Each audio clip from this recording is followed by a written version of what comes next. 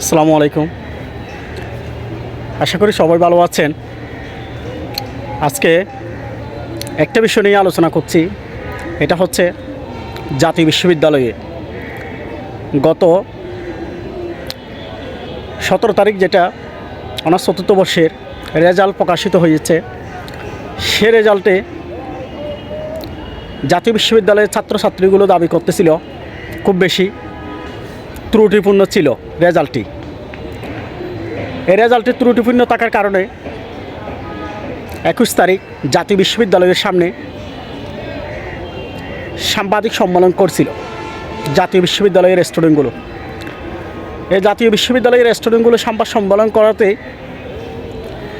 জাতীয় বিশ্ববিদ্যালয়ের কর্তৃপক্ষ জানাইছিল ছাত্রছাত্রীদেরকে, তোমাদের যদি রেজাল্টের প্রতি যদি কোনো অভিযোগ থাকে অবশ্যই তোমরা তা অভিযোগ করতে পারো, কিন্তু ওইখানে যদি কোনো ধরনের ত্রুটিপূর্ণ হয়ে থাকে রেজাল্ট বা কোনো সিস্টেমেটিক্যালি প্রবলেম হয়ে থাকে অবশ্যই বোর্ড চ্যালেঞ্জ করার একটা সুযোগ আছে।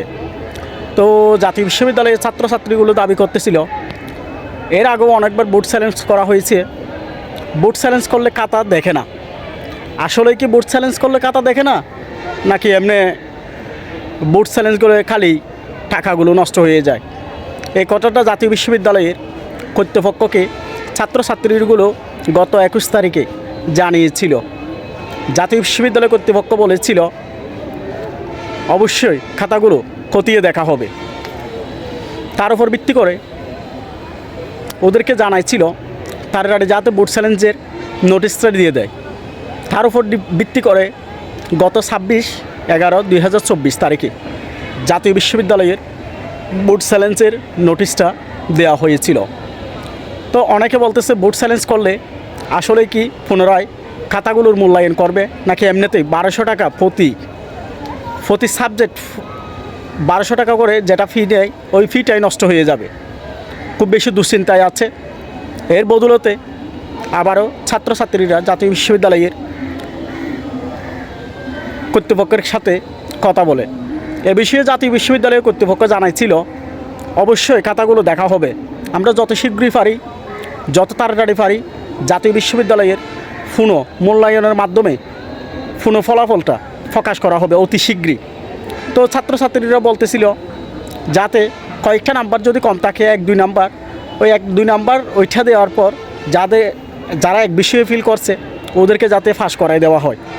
জাতীয় বিশ্ববিদ্যালয় বলছিল এটা আমরা অবশ্যই চেষ্টা করব, কারণ অলরেডি জাতীয় বিশ্ববিদ্যালয় 2018-19 সেশনের যারা আছে তাদের অলরেডি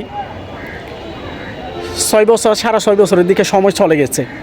তার উপর যদি ত্রুটিপূর্ণ রেজাল্টের কারণে আবার একটা বছর চলে যায় তাহলে সার্টিফিকেটের মেয়াদ থাকবে না, এই অভিযোগটি করা হয়েছিল।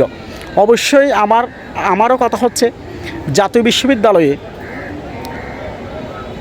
বিভিন্ন কলেজে দর্শনের মতো সাবজেক্টে 100 জন পরীক্ষা দিয়েছে, তার মধ্যে 70 জন কীভাবে একই সাবজেক্টে ফেল করে, ভিন্ন ভিন্ন সাবজেক্টে ফেল করতে পারে। অবশ্যই কঠিন হয়েছে সাবজেক্টটা, সেই কারণে ফেল করছে, এটা মানা যায়। কিন্তু একটা বিষয়ে একই বিষয়ে 70 জন মানুষ কীভাবে ফেল করে? সিটি কলেজে দর্শনের আরেকটা বিষয়ে 60 জন পরীক্ষা দিছে, 55 জনই ফেল করছে। ঢাকার কোন জানি একটা জাতীয় বিশ্ববিদ্যালয়ে কলেজে 72 জন পরীক্ষা দিছে, তার মধ্যে 68 জনই ফেল করছে একই সাবজেক্টে। এটা কি মানে কাকতালীয় মনে হচ্ছে না? অবশ্যই কাকতালীয় মনে হচ্ছে আমার। একটা সাবজেক্টের মধ্যে এতগুলো ছেলে কীভাবে ফেল করে? একই কলেজের একই সাবজেক্ট কোডে এতগুলো ছেলে কীভাবে ফেল করে? আর তারা যদি অবশ্যই ছাত্রছাত্রীগুলো যদি এই সাবজেক্টের উপর যদি বা এতই গাদা হতো, তাহলে ফার্স্ট ইয়ারে ফার্স্ট ক্লাস, সেকেন্ড ইয়ারে ফার্স্ট ক্লাস, থার্ড ইয়ারে ফার্স্ট ক্লাস, ফোর্থ ইয়ারে উঠে একটা নর্মাল একটা সাবজেক্টে কীভাবে ফিল করে? এটা কোনো ছাত্রছাত্রীর পক্ষে মানা পসিবল না।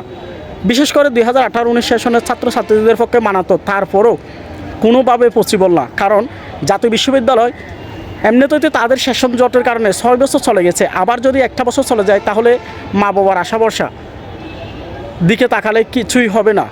তারা আসলে মৃত্যুর মুখে দলে পড়া ছাড়া তাহলে তাদের পক্ষে করা কোনো কিছুই নেই।